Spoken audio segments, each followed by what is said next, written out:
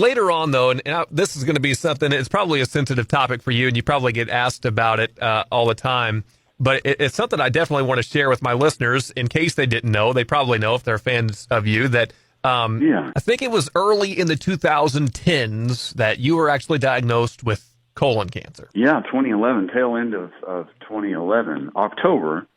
And yes, that is correct. And it was. I knew that there was something wrong with me for a while, and I'd been, I'd seen a couple of doctors, and just I didn't really know what it was, and finally, I was going to Houston for a show, and just had some severe symptoms, and I went ahead and flew to Houston and did the show, and got back and went to the doctor.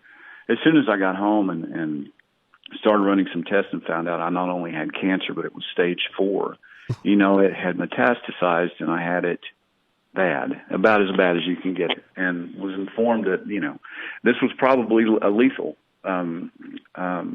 It's, statistically, people that had it as bad as I have, it's very, very slim chance of making it. And again, evidence of just so thankful to God for sparing my life.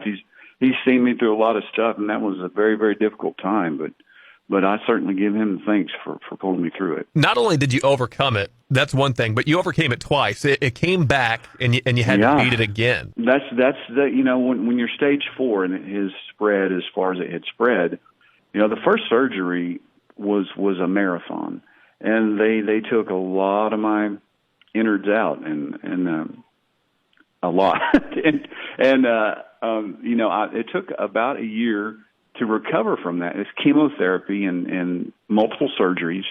And then exactly at the year mark, found out that it had returned near the initial spot.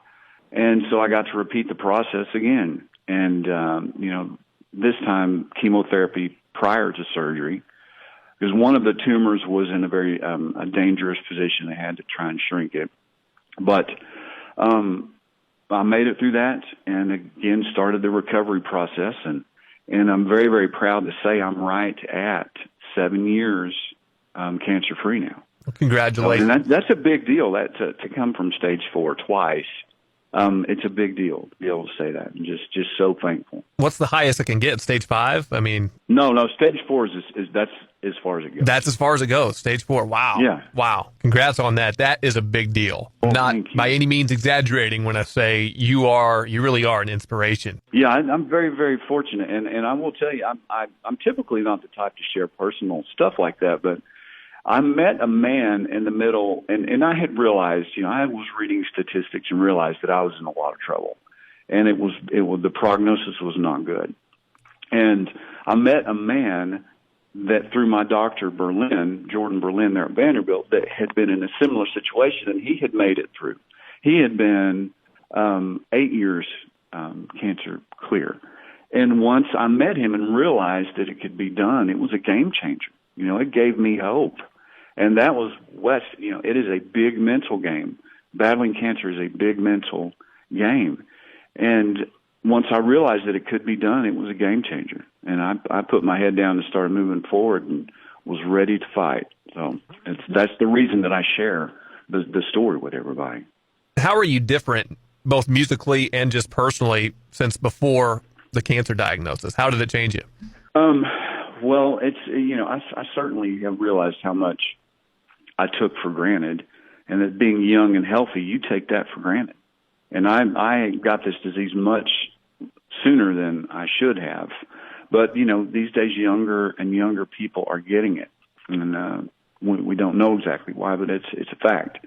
And just realizing that how precious this gift is, and it is not to be taken for granted. It is a precious gift, and we are not guaranteed tomorrow, and that is a fact. I mean, I never saw that coming. Never saw that coming until it was here. And I like to think that I'm a better man. I certainly hope that I am. And I'm more sensitive and caring, compassionate person. But it's not to say that that old man doesn't come back every now and then, and I get surly just like everybody. But just the realization of how thankful I am, and the songs that I write these days are a lot more positive than they used to be. I used to gravitate towards the gut bucket, country music, and I'm more on the positive side of things now. There's probably several songs that this whole experience has inspired you to write, but two that I wanted to highlight, I think "Is It Already Time" was probably around the time you got diagnosed, maybe. It was, yeah. Every word of that song is exactly how it happened, and that's kind of, it's one of the things that songwriters, or at least I do, instead of going to see a psychiatrist or whatever, I kind of talk my problems out in songs a lot of times, or that was just my way of dealing with it. And I wrote that song, and that's how I was feeling at the time, and I really was wondering, how in the heck did this happen? How did this happen? And is this really happening? It was a lot to digest, and just very, very thankful. Again, I can't stress that enough, how thankful I am to still be here. And then once you cleared the cancer, I think your doctor told you to go live your life, and that inspired another song. That was after the second bout with cancer. And my oncologist, I'd mentioned him earlier, Jordan Berlin. He's a world-renowned, best of his field kind of guy, and I got hooked up with him through Kix Brooks of Brooks and Dunn. When Kix found out I was sick, he called and got me in to see this guy, and Dr. Berlin and I become good friends. And the second time through, he was telling me, he wanted to remove my port. That's kind of the thing they surgically implant to administer chemotherapy. And I had been down that road before, and I didn't want him to do it because I was afraid the cancer was going to return again. And he said, "Look, man, this is a big deal. You've been through stage 4, and it's no longer here. You need to go live your life." And it hit me like a ton of bricks, and I had to go write the song, and I wrote it with Bobby Pinson, who's written a bunch of hits here in town, and it's another this it's just letting people know this life is precious. It's flying by us, and we aren't guaranteed tomorrow. And I certainly don't mean that in a negative way. I'm just saying, take it from somebody who knows. Yeah. So go live your life, and we're not supposed to live in a spirit of fear. I think it's John 10:10, I believe. Don't quote me on that, but it's somewhere around there. We're not supposed to live in a spirit of fear. We're supposed to and live life abundantly, is what it says, and that's what I'm trying to do. And that's good advice for just what we're going through right now, to be honest with you. It certainly is. These are scary, trying times, but they will pass. Well, I really appreciate you talking about that with me, because I know that's a touchy subject, and I'm sure it brought up some memories that probably aren't pleasant. So I really appreciate you kind of opening up about that.